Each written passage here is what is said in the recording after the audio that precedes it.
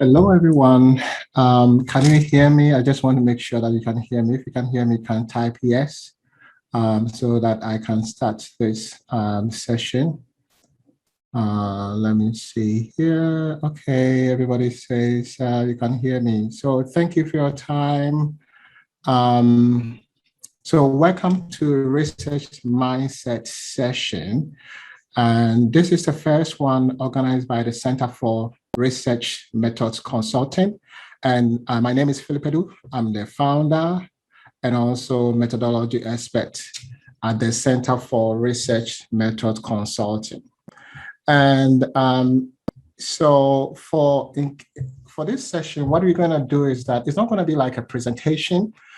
I just want to make sure that I address all your questions that you have concerning research. Thankfully, when you were filling the form, you indicated the kind of questions or issues that you want me to address. So I put up, did some kind of preparation to make sure that I address all your questions that you have. So what you're going to do is that after I've given you a little introduction about myself and my expertise, you can go ahead and ask me any question that you have, and I'll be happy to address them for you. You can speak or you can type your questions, and I'll try and address all the questions that you have. So at the end of the day, I want you to gain some kind of knowledge from this session. I want this one to be beneficial to you. And as you are aware, this session is being recorded for those who were not able to attend. And then, so I'll upload this one on my YouTube channel to help people who were not able to attend. Just want you to be aware of this. So let's start by me introducing myself to you. I'm a methodology expert, as you know. I've authored and also co-authored qualitative research books. So there are two books that I've authored and co-authored, right? So the first one was published in 2019, a step-by-step guide to qualitative coding. So this one is if you are new to coding or you are about to analyze your qualitative data, this book gives you step-by-step, and also specific examples that will help you. If you are an instructor or professor, you can get access to the book for free by going to clicking on this site, and I'll post the link in the chat box for you in case you want me to. So let me know. And the second one I co-authored with my colleague Henrik. This is it's for those who are working on a phenomenological study, right? So they want to learn more about phenomenology in terms of capturing the experience of participants. They want to get foundational knowledge of phenomenology, how to collect your data, how to analyze in a way that is consistent with a phenomenological approach. So this book will also be helpful if you are doing research in phenomenology. So back to my background, I've taught many doctoral and master's level research courses, and I've also chaired dissertation committees. Also, I've organized and also presented over 25 webinars. And when you go to YouTube, you can get access to that information.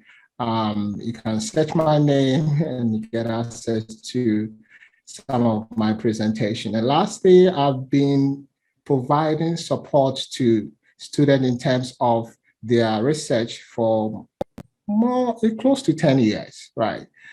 So I have all this expertise, and I'm going to use them to help you to be able to do your research. So if you have any kind of issues with doing research, you want to understand how to construct your research question, collect your data, analyze, I'll be happy to help.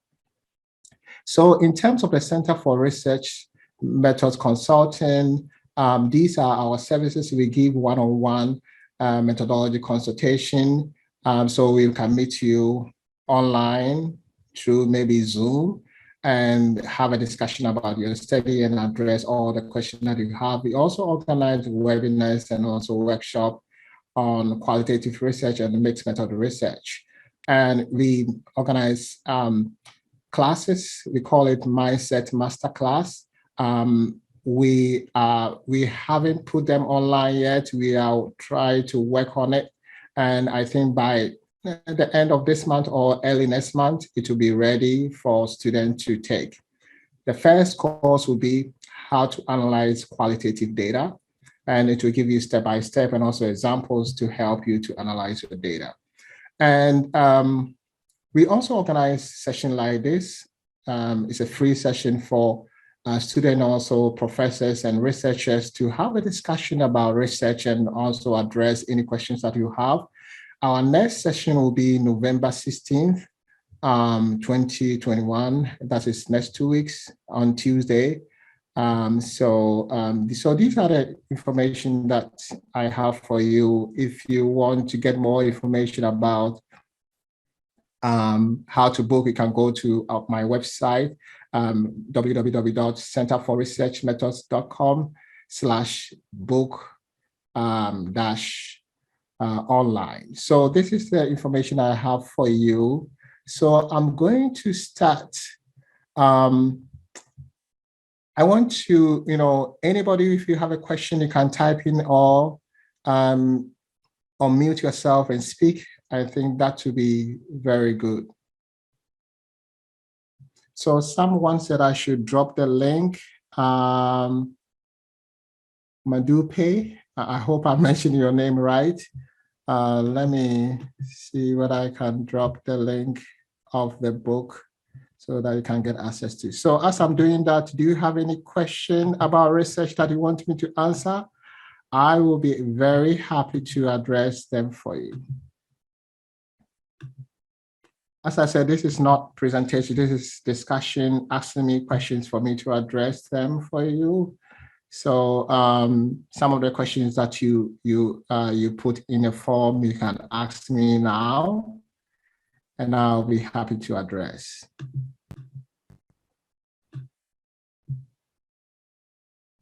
You can unmute yourself and speak or type in your question.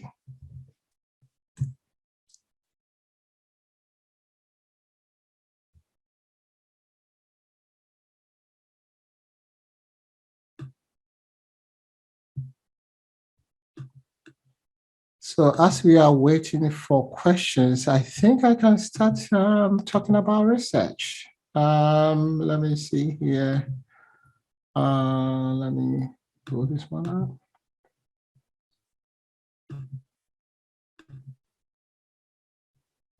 So based on the form that I received from students who wanted to be part of this session, one of the questions that somebody was asking, what is qualitative research, right?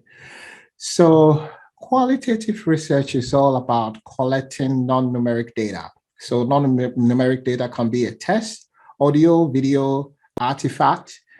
And what you do is that you use one of the data collection strategies like interviews, focus group observation, document collection to access these kinds of data. And most of the time, the purpose of the study, the qualitative study, is to describe or explore and sometimes explain, examine a phenomenon or a process or behavior or a concept to help you to address your research question that you have or the problem that you have identified, right? So that's all about qualitative research. Somebody's asking me, I'm keen on qualitative research analysis and also software, in particular Atlas TI, that I have started using. Okay, so qualitative analysis is all about, to put it very simple way, you are just summarizing the data that you have, right? So you spoke to participants, they gave you a lot of information. And then what you're doing is to summarize the information, because first, you cannot present all the information to your audience. And secondly, there are questions that you have, the research question that you have to address. And not all the information that participants have given you is important for you to use to address your research question. So what do? You go through the transcript with the research question in mind, identify significant information, and then you assign labels to them. Those labels will be called code. Labels are just phrases in between 2 to 5 words in representing each of the significant information. And then you categorize the codes and then develop themes, and then you use the theme to address your research question that you have. Atlas TI is one of the qualitative software that you can use to analyze your data. Normally, the software doesn't analyze the data for you. The software helps you with the organization of the codes that you develop and also the categories that you develop, and also organizing the codes under each of the research questions. The software can help you with the organization. The software can help you with making sure that you know the number of significant information connected to a specific code, right? So Atlas TI is good, it's easy to use. So another software that might be also be useful is InVivo. They have also MassQDA. They have other, software that are user-friendly that you could use. So the most important thing is to make sure that you are coding, you are going through the transcript, identifying significant information, and then developing code. The codes will be like containers. So in your software, you develop containers or codes and then drop the significant information in the various containers under a specific research question that you have. Using the software can also help you to, develop illustrations. You can also develop, we call it word cloud. So word cloud is just illustration that shows the kinds of words participants use and then how many times they use. So the bigger the font, the higher the times that participants use the words, right? Or the frequency, the higher the frequency of the use of that word. So there are many things that you can do with the software. If you have a big data, I think using the software will be the best. Doing it manually would take a longer time. So I will recommend always using the software if you have huge amount of data. In Fiwei, have I answered your question, or do you have further questions for me? I'll be happy to address.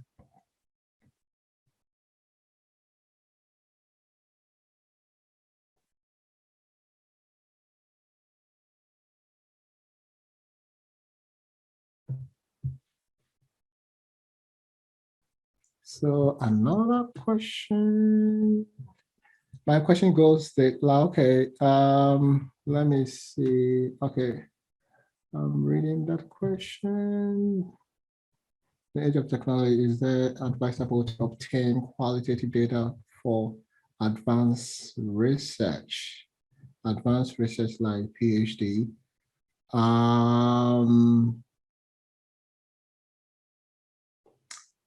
So you are asking whether, in this era of technology, is it advisable to obtain qualitative data for advanced research? Okay, so if I may understand your question, you are asking whether it's okay if you are doing a PhD to collect qualitative data for your research, maybe instead of collecting quantitative data.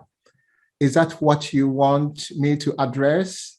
You want to find out whether doing qualitative research is acceptable? Is that what you want me to address? I just want to make sure before I address your question.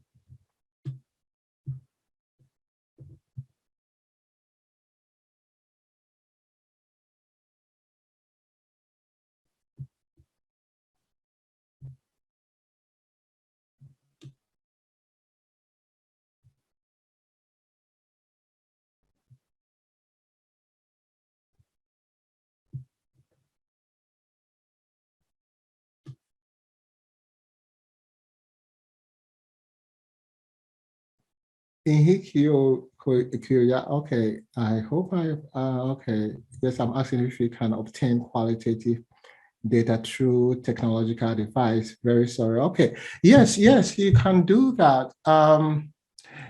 The most important thing that you have to think about is anything that you are doing, it should be consistent in doing research.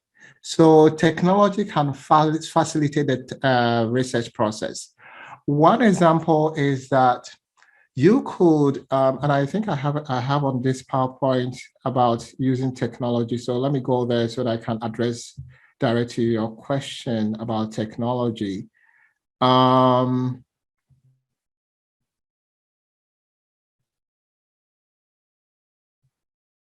Okay, so innovative research and technologies. Okay, so yes, you could use technology. One example is, because of this COVID, it's sometimes difficult to get access to participants, right? So what you could do is that you can look into existing data. So there are a lot of databases here. As you can see here, there's a lot of databases where researchers have uploaded their data there for people to use, right? So sometimes there's no need for you to go and collect new data.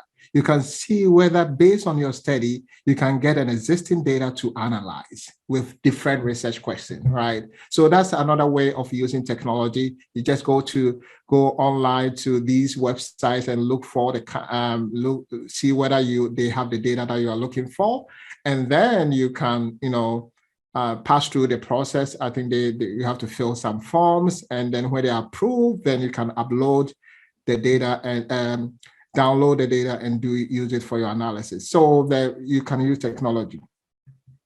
Another thing that you can use is using Zoom, especially this time where COVID hasn't gone yet. So sometimes participants will not feel comfortable for you to meet them directly. So you can use Zoom, GoToMeeting, or any kind of software that can help you to communicate with participants, right? There's a little limitation concerning that. When you have face-to-face connection, interview with participants, there's high probability for you to connect with participants and build trust. And then they will be able to open up to you, right? But using a software or virtual communication software like Zoom, because you are not connected, you are not physically meeting participants, sometimes it's very difficult to establish that kind of trust with them. So you just have to be aware of the limitation of using software like this to connect with participants. One way is to first have a conversation with participants before the Zoom meeting, or before you are using any software. You can call participants, introduce yourself to them, and let them know what your goals are and expectation and what your research about, and also give them the chance to ask you questions before the interview. That will help you to build that kind of trust, and it will help with the communication. And sometimes, because of technology, that's also a good time for you to make sure that the software that you're going to use will be working when the day comes for you to use. So yes, you can use software to analyze, collect data. Another software that you may have to think about, you can think about is, there's a lot of information being produced in the social media world, right? So there are a lot of tools that you can use to extract information from social media. So these are some of the examples of the tools that you could use to extract data. Maybe there's an issue that people are commenting on, making presenting or posting their ideas. You can download that information and use it for your study. So yes, you can use technology to get access to rich information from participants. Another technological approach that you could use, we call it ethnography. Not ethnography, nethnography. Let me go to that part. So ethnography is quite similar to ethnography, but ethnography is more of online, right? Let's say there is a Facebook group. You can join the group and introduce yourself to them, and then it is similar to where you can do similar to the idea of doing ethnography, where you go to participant environment and trying to have a connection with them, see what they are doing, ask them questions, observe what they are doing, the same thing that you can do it online, right? So there are many things that you can do using technology to help you to collect rich information from participants, or collect data from the systems that are online.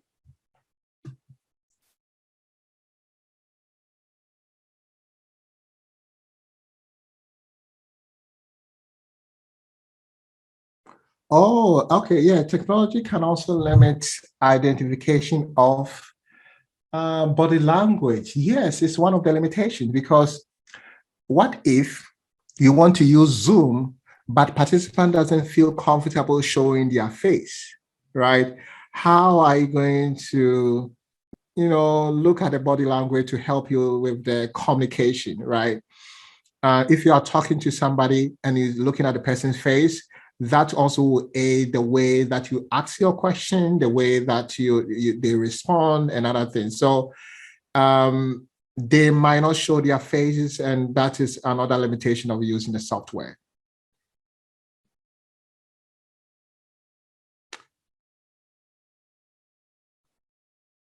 Any other question? You are welcome in Fiway. Any question? Let me ask you, I'm waiting for a question. Let me post some of the links that may be useful. I think, let me see whether I can post this one. So this is, if you want to get access to data online, these are the links for you. And also, if you want to download information online from the social media, this information will be also be useful.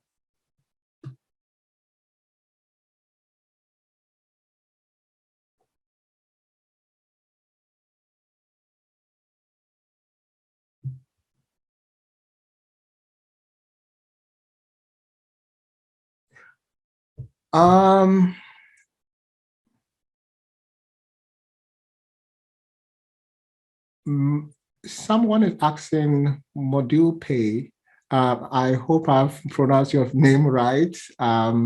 So you are asking whether there is any place that you can learn how to use Atlas TI or other software.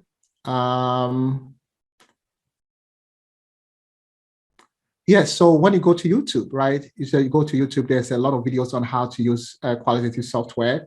And I personally use NVivo. So if you want more information about it, I think you already have access to Atlas TI, so you don't have to get access to NVivo. But if you want to try NVivo, I have a lot of presentation on that. I can go and pull it up for you. YouTube.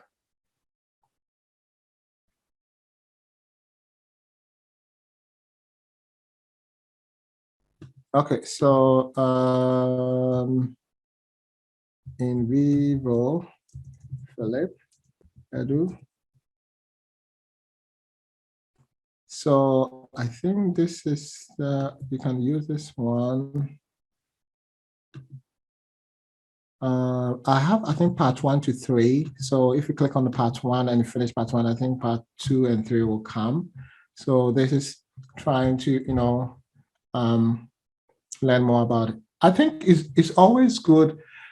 I think you said that somebody helped you to help you by using Atlas TI to do your analysis. I always tell students and also researchers to try and do the analysis themselves. One reason being that you are in qualitative study, you are an instrument, right? Your background and biases influence the way you make sense of the data. So giving the data to someone to do the analysis for you will not help much, because the person is also bringing their own background biases that they have into understanding the data.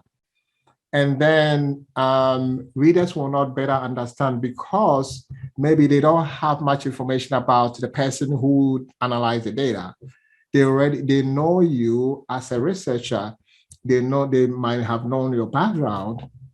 So to help readers to better understand you and your product, is always important for you to analyze the data yourself. If you are doing statistics or statistical analysis, you can, somebody can help you, because no matter what you do, you may get the same answer, right? But when it comes to qualitative study, just think about this way. It's just like an artwork. When you look at an artwork and you know the person who did the artwork, it gives you more information about the artwork. You appreciate the artwork more, right? And so it's always important for you to be the person analyzing the data. Although people think that when you are analyzing qualitative data, you set aside your background and everything, so it will not have an impact on the analysis. That is not totally true. You are making sense of the data. That's why when you have 10 people analyzing the same data with the same research question, they might come up with slightly different themes. Why? Because of their background, their understanding of the topic, their biases that they have. So whether you do bracketing, where you set aside your background and biases, doesn't necessarily mean that you're going to get an objective kind of finding. You always going to have your identity in the finding. Your your identity in the finding. It's the same thing as an artwork, where when you see an artwork, the person who designed the artwork has its own kind of characteristics, can be reflected on the artwork that the person found, right? So,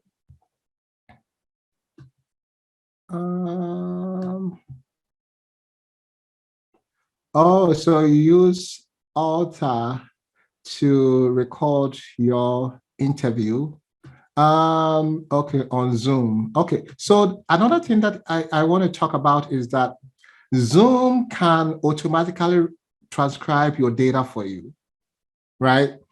When you, but it depends on the plan that you have, right? If you have a plan, you have to look at the plan that you have for Zoom. If you have the basic plan, the system cannot automatically transcribe for you. I think there's a plan that you should have that have the option for you to ask Zoom to automatically transcribe as you upload or you record a conversation online or in their system or in the cloud, right? So if you can check for the plan that you have and see whether they have it has that option, and that would be great. I think my presentation, the PowerPoint, I have a link here that could help. Let me go back here.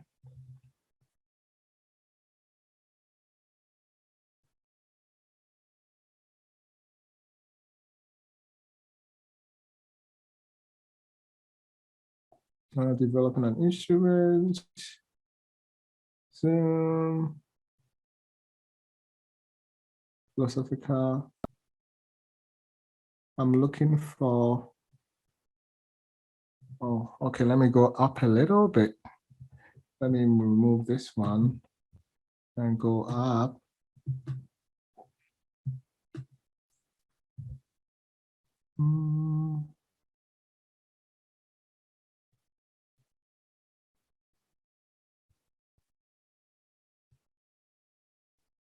I don't have that information here about different kinds of ways that you can transcribe your data.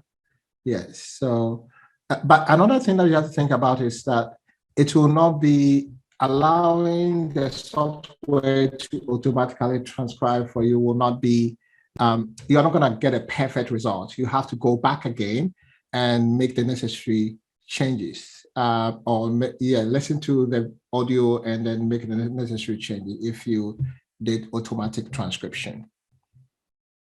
So there's a more question here. Let me see.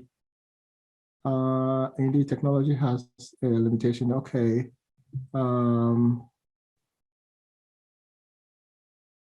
Let's figure out interpretation.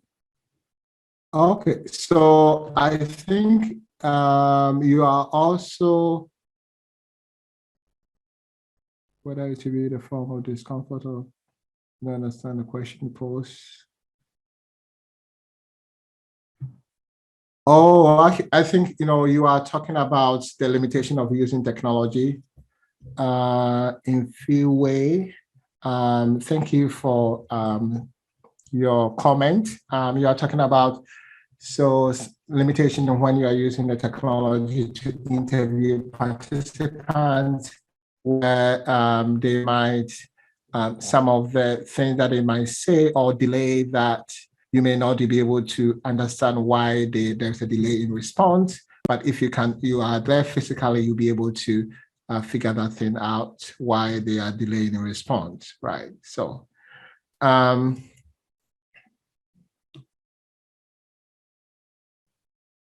let me ask you, let's have a conversation here. Let me ask you, do you think that when you are transcribing your audio, participants' pauses, are you going to take into consideration participants' pauses? If they say or if they say kana, or if, that kind of, we call it feeling, there's a name for that, there's a term for that, where when somebody is thinking about something, they say or something like that. Do you think that when you are transcribing the data, you need to take into consideration all these kind of filter words? Or I don't know whether I'm right concerning the name for that. Do you think that are you going to take out all the words that participants use to pause, like that kind of words, right? That doesn't have a meaning, but it helps people to pause. Do you think it's important for you to take note of them as you are transcribing your data, or it's not important? Those kind of, let's call it pausing words, right? Are they important in your transcribing process?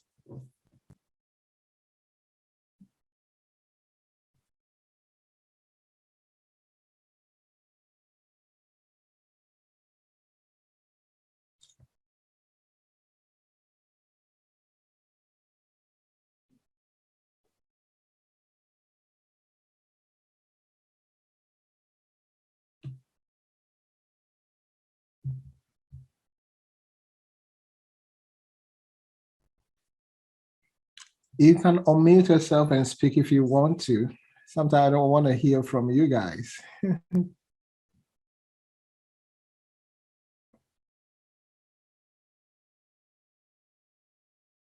Okay. Hello, Prof. Yes. If I may come in, look, I find those filter words or pause words sometimes have a meaning, But I think my limitation would Mhm. would be that I'm not psychologically inclined, or I don't have a psychological background that would help me decipher more in terms of Mhm. those filter words, because they could actually be even more, and they would be better understood as well on a face-to-face interview, because you are then able to see any form of discomfort, because the study Mhm. that I'm doing, it's got some sensitivities, Mhm. and my participants are women executives. So I ask on their career progression. So I find sometimes I can almost in their words or in their pauses try and figure out what they want to say. But you see, I must cut off the biasness, because I'm a Mhm. participant researcher, and if I may be filtering in, or I may be adding other biases. So it would have been good if I had a psychological background, because then I would really be able to somehow hone into these delays, because you can feel that sometimes a person is not sure whether they want to share fully their sensitivities, or Mhm. they can really go on. Can they be comfortable and share some more? You see, there's Yeah. that hesitancy. That is what I'm talking Yes. about. Yeah. It is so interesting. I think, there have been some research on the filler words or filter words or the pausing words. Some says that it depends on the person that you are talking to. Some use it to think through the question while making sure that maybe the question is so, as you said, sensitive, or the response might be sensitive. So they have to be careful how they phrase that information. So they use it to pause and think, right? Some can also use it because they lack words to explain the concept that they want to talk about, right? Especially if the language that you are having discussion with is not their frequently used language, right? And this is where sometimes you have to talk to participants the language that they feel comfortable, so that you can really get all the expression that they want to bring out. So there might be many meanings, but based on what I've read, it helps them to think through what they are going to respond or what they're going to say, especially as you said, if it is sensitive to them.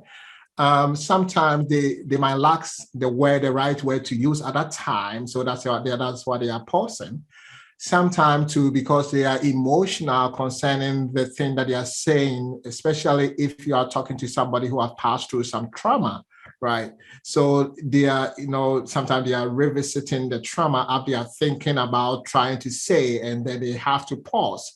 So it might mean a lot of meaning. And I think that, as you said, having that connection with participants, that's a physical meeting with the participant, I think will help them to really open up. And sometimes, I don't know whether it's comfortable, like maybe they pause for maybe a while, and maybe you can ask them, what were you thinking about when you're pausing? But you have to be very careful, especially if the thing that you are working on is sensitive. And yeah, so you just have to, there might be a few articles on that, pausing and other things. And at first, people who haven't done research on that, they think that even when you are transcribing, you should take out all the filters. And I think that it's not good for you to do that, because the filters also help you to make meaning of the experience or participant as they are communicating to you, right? So like when they are saying something and then they pause, right? Maybe the thing is so, as you said, sensitive. So it will give you a signal that, oh, I think what you're talking about might be sensitive. That's why they were pausing, right? So they are, even they are pausing and use all these filler words or filter words, it's also a way of communicating to you, right? You have to be aware. Another thing that you have to think about is never try to fill in the gaps for them, right? Especially if you have a similar experience, right? Because it is not your story, it's their story. And then this is where you have to be very careful. This is where taking your researcher role very seriously, right? And trying to say to yourself that now that I'm an interview participant, I'm a researcher now, right? So I have to allow them to tell me what they want to tell me, and don't ask them leading question for you to hear what you want to hear from them, right? And give them the opportunity to express themselves and receive the information as if that this is the first time of you hearing this information. You haven't heard it anywhere before, right? That will help you to better understand participants. That will prevent you from bringing your own experience and your own understanding to make meaning of that information that you are collecting for participants. So it's very, very interesting. And let me ask you about this. I don't want to put you on the spot, but we are having a discussion. How do you make sure that your background and your biases will not affect how you are asking your questions or how you are making sense of participant information? Do you do some kind of reflection and put aside all your biases in the background and other things? Thank you, Prof. What I do, I keep a journal. Mm-hmm. So what happens is that I try by all means, when I introduce a topic, I try to, disengage in terms of the topic, which is a little bit difficult. Mm-hmm. Like I said, I'm a participant researcher, but what I do is that I try and stick very much to the questions because I've had to do my interviews through Zoom. Mm-hmm. So it has helped quite a bit because then you are forced to go back and forth to the questions. And you must also try and keep the time. But although my interviews are meant to be like 45 minutes, sometimes they go on for about 2 hours because, the person is so engaged, they want to share their experience. And you find, oopsie, that 2 hours into transcribing, it's about 4 to 5 hours now, yes, as opposed to the interview. So it takes up more, but you can't say to a person, no, just keep to the question. But you can see there's interest. But how I do this, I try and disengage and not bring in my biases. I go and write my biases in my journal. Especially when I feel like the participant, my goodness, I think I can relate so much to this. Then I jot down as I'm writing my story so that it does not filter into the person's story. And I must not try and think now, okay, this I've heard or this I've seen. Because there are instances whereby you can say, oopsie, I think I've seen this, I've heard this. I think this is what it may mean. Because my world, my story might not necessarily mean the same thing for the person, but I can almost relate because of these are Black women executives that I'm also one. And it's so difficult, but like I say, I keep a journal. I write up my own story in reflections in terms of the interviews, which I'm now going to put in my different chapter to say my reflections on the interviews in particular, my reflections on the technological interpretation, because I find that also very critical. So this is how I do it. And what I find is good that you're saying, because the person that was guiding me with the Atlas TI was saying, no, get rid of these ums and and because these executives now and again, maybe because of the delays, you write it maybe because of the language. They sometimes then tend to go into their own vernacular. So then, okay, then I must just follow. I don't stop them. But then you see, when you're doing Otter does not understand your vernacular. Yes. And then it does not, then you've got to interpret that vernacular in brackets. So it's not easy at all, but I try because with the vernacular, the person expresses themselves a little bit more better. Yes, it's But so true. it means, so that is how I go about it. I hope I've answered you. Yes, you have. I like the idea of, we call it memoing, like, documenting your reflections about the research process and data collection process, and also documenting, your biases that you have and everything. Because if you call it being self-aware, right? If you are self-aware, it helps you to keep your biases and background and experience on check, right? Yes. Or keep it in check. The reason, as I always say, we cannot get like a perfect way where your background and biases might not affect what you are doing. There's going to be a little influence because you, as a researcher, you are closely linked to what has been researched, right?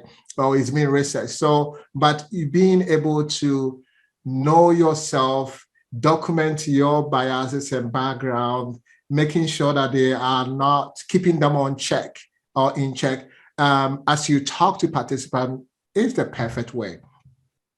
And I think you talk about transcribing using software, and also some the software cannot capture some of the local languages and everything. I think there's another limitation that the software has, that maybe years to come it will rectify, and maybe there will be more improvement in technology where it can be able to capture all the other languages that the system is not capturing now. But I think that, and that's why I always say that these software, they are not 100% perfect. You always have to go back and listen to it again and make the necessary corrections, instead of just taking it and just going with the outcome of the transcription, right? So yes. Thank you so much for sharing. This is really helpful, giving a practical way of doing it, and I really appreciate your comment. Thank you. You're welcome. And how do you pronounce your name? Is it Infiwe? It's Mfikwe is the surname. My name is my name is Mabatu. Oh, Mabatu. Okay, Mabatu. Okay, thank you. Yes. Thank you, Prof. You're welcome. Any other question? I'll be happy to address for you, or any comments that you want to make.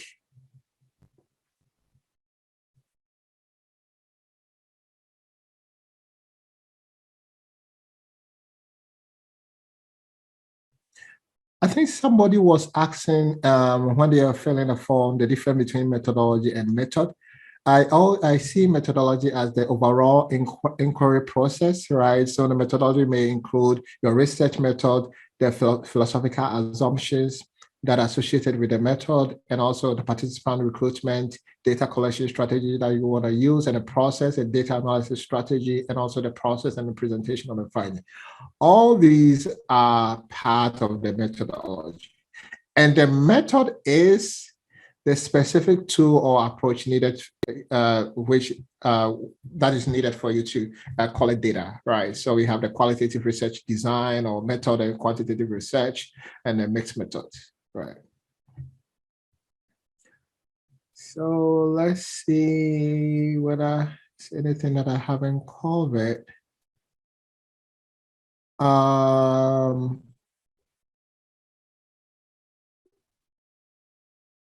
I think somebody also asked about instruments. So this is when you are doing a quantitative study, right? Sometimes you have to, after identifying the variables that you want to measure, you have to look for an instrument, right? So normally what you have to do is to look for existing instrument to measure the variable that you are interested in.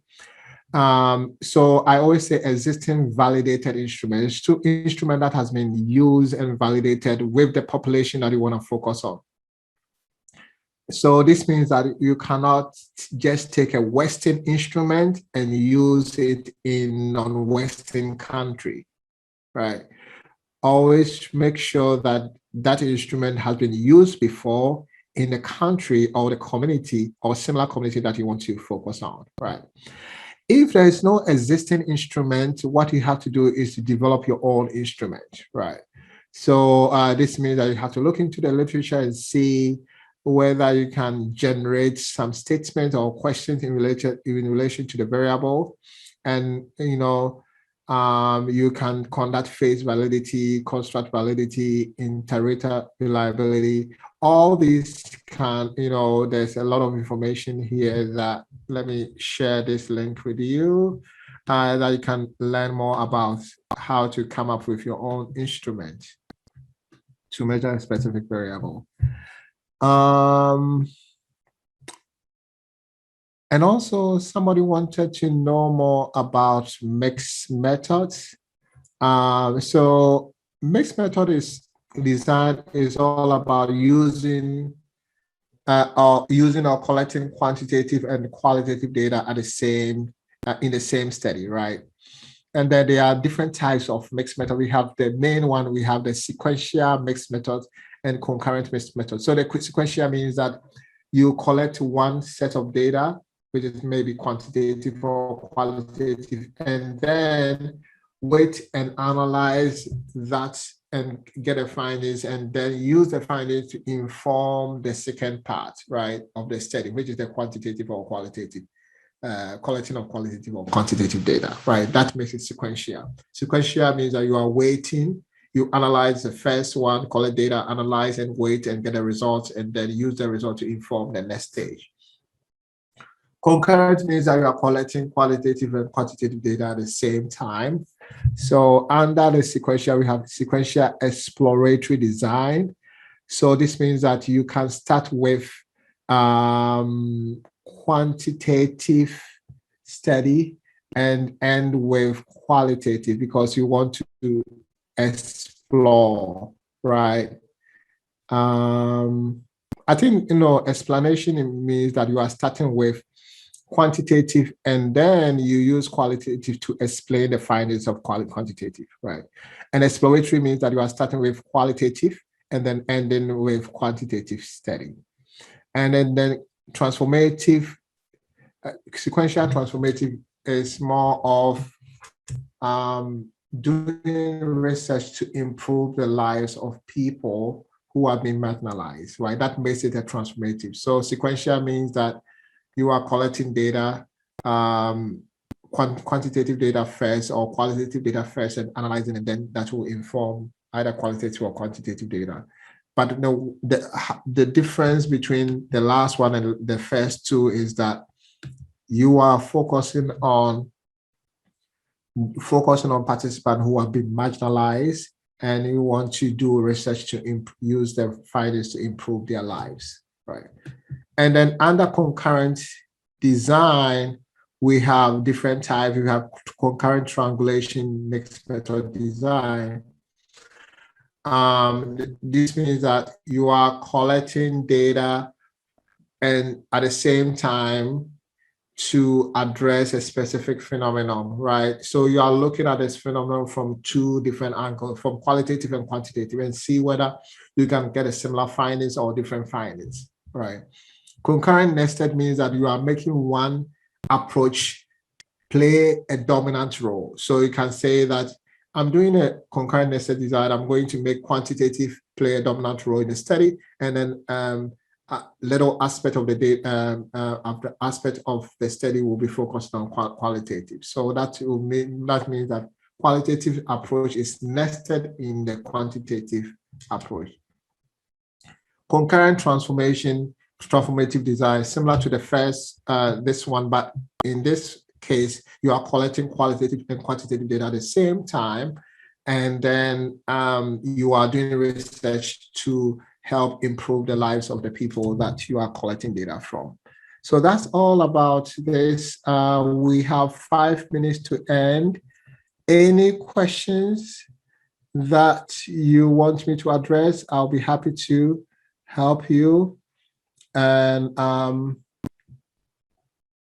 so this session is, as I said, is a new session, so you can, let your colleagues and friends know about this, that we have a free session next 2 weeks, so that they can benefit from this kind of discussion.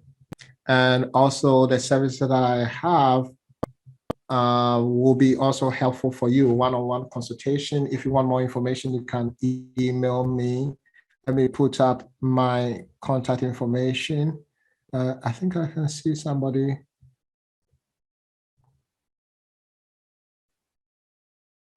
Oh, thank you, Hilary. Thank you so much. Yes.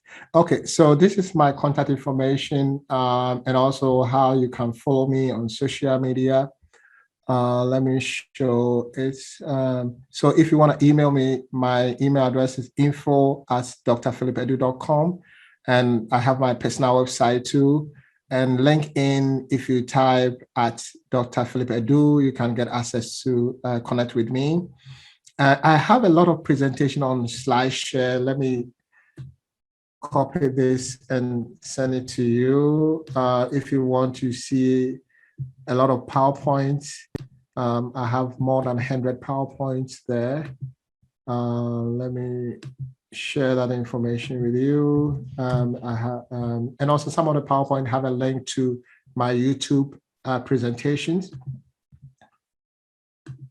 And another thing that I want to talk about is if you can also follow me on my personal YouTube, subscribe to my personal YouTube, that's at Contour Philip, that would be great. No, at Philip Edu. Or when you go to YouTube/C/Philip Edu, you can follow me on that. And also follow me on Twitter. And this is my organization website, centerforresearchmethods.com.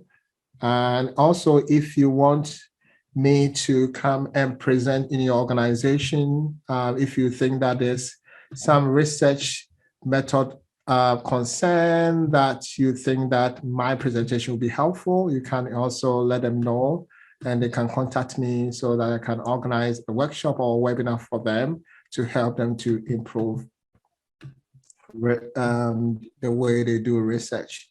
That is my passion. I want to help people to do good research. And that is why I set up this center to help a lot of people around the world. So I think the time is getting closer. So thank you so much for your time. If there is no question, we can end here. I really appreciate your time. And I've also learned a lot from you guys, right? So any question, any comment? Okay, so if not, thank you and enjoy the rest of your day. We will talk another time. I really appreciate your time. So thank you.